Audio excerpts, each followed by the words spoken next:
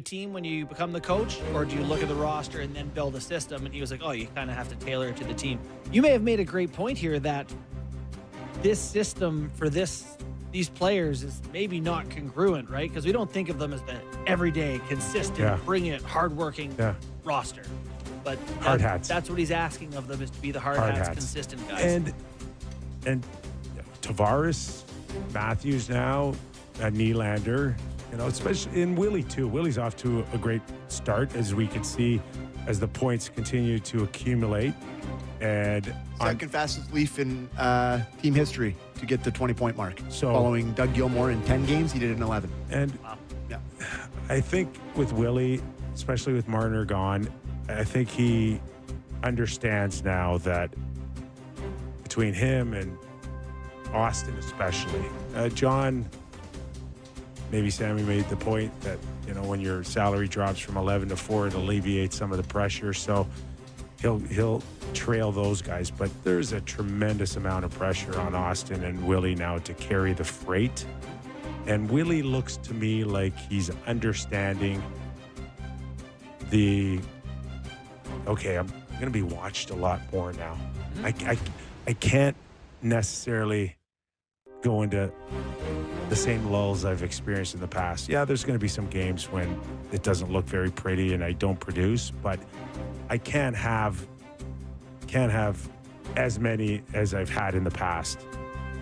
I believe that to be true, that they need him to be more consistent and whatever, but I'm going to pump the brakes before saying he's done it or going to do it. I hope he does. That's what I've seen, though. Yeah, That's what I've seen so far. Yeah. Is that I think he understands that this time could be rough on people. Yeah. And if they're smart, Matthews and Nylander, they'll understand that we just watched a guy leave because, at times it wasn't very comfortable for him. I don't want that to happen to me. I also think that, unequivocally, we know whose team it is now. And I think for years, didn't it feel like those four guys kind of fought for the mantle? Like, whose team it is, who's the most important, who gets paid the most? It was always Austin's. He was the face. He was I agree. He was the guy that they put first and foremost. But with Willie and Mitch, there were years where it was like, who's the guy? The early stages in particular, where it was like, should this guy get more money, or that guy, or opportunity, or wherever. I think now it's like, okay, it's Austin and Willie. Yeah. It's Austin and Willie. Everyone else, we hope you play well, but it's not like a contentious.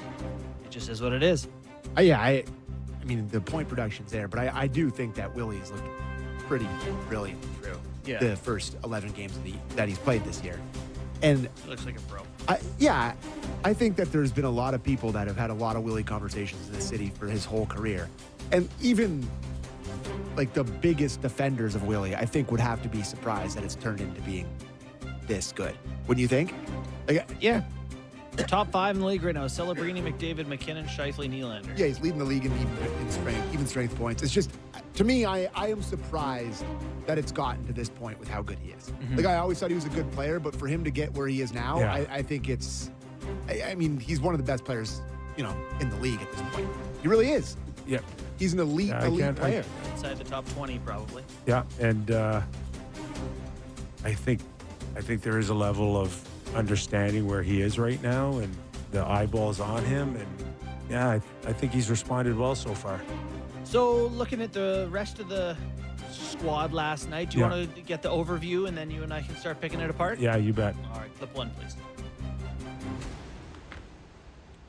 Oh, the clips are going to be there in one moment. Using this little pause we have here, Michelli. For station identification. It's we have the clip. Let's okay. Good solid effort all around. I thought we played a smart game.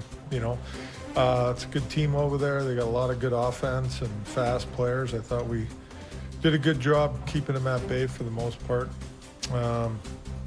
Penalty kill was good, and I thought everybody contributed tonight in their own way. The puck and OZ time. For once, the Leafs well ahead. The puck ozone possession time, Leafs well ahead.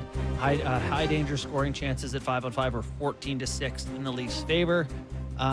Yeah. It's weird that still first period they give up the first goal and 7 they from last 8 games. they yeah, 7 straight games. and that to me is a little bit of a concern, but more is that they mustered, I think, 3 shots on goal in the first 17 minutes. It's just, it seems strange to me that everything that they've been through already, that you, and a team's playing the night before, that you can't come out and just fire it up. It is funny, Kip, the shots per game, and this isn't a Leafs thing, the shots per game in the NHL are the lowest since 2003. Like, shots went way up, and now the league average is 28 shots per game. It's not good enough. A couple of years ago, it was 31. No. Well, isn't that Valley's thing, though? The guys That- aren't shooting anymore. They're not- Get a Yeah, scoring but chance. They're like, more selective. this isn't like we've seen a lot of boring, bad hockey out of the Leafs this year already, right? But it's not just a Leaf thing. I'm looking around the league too, and I see that. I don't see a ton of excitement around the net, and I don't know. Why is that? Why aren't the game's been opened up? They took everything.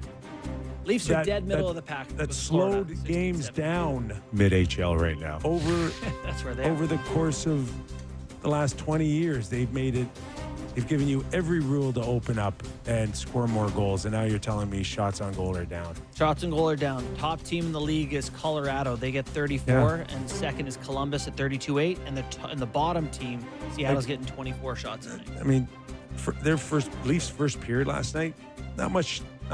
You're right, though. With Utah on a back-to-back and Leafs kind of rolling, it's like, can we just put the pedal down? They ended up 5. They ended up with 5 in the period, but 2 of them came in the last minute and a half. But did you watch that period being like, boy, the Leafs are like, I felt Right, like the they play. had the puck and they were cycling the puck and they were in on the forecheck and it Yeah. felt much. I mean, it just looked better than it's looked. It did, yeah. Which I mean, but you would still like them to. Yes, You I know, still test would the like goalie a them bit to more, but- to look more convincing. I think on being a threat early, just to set a bit of a tone and a pace. Well, this is the 3rd coach that this era of hockey's been on, and they've always had a trouble starting. So, Yeah. I mean, Babs' only thing he said for 2 years was start on time. Started good So- tonight. Michelli gets the healthy scratch the other night, gets Yeah. back in, and Ruby feels pretty good, I think, with his goal and assist. Yeah, Luke asked him, who we're going to have on later, but he asked him about healthy scratching and how effective it can be, and I thought he gave a pretty interesting answer. How about the clip 3 about scratching Michelli? The value of healthy scratching? Can it go sideways, or is it usually a positive? I'd always say it's more positive than anything for the most part. I think, there's players that are scratched because of decisions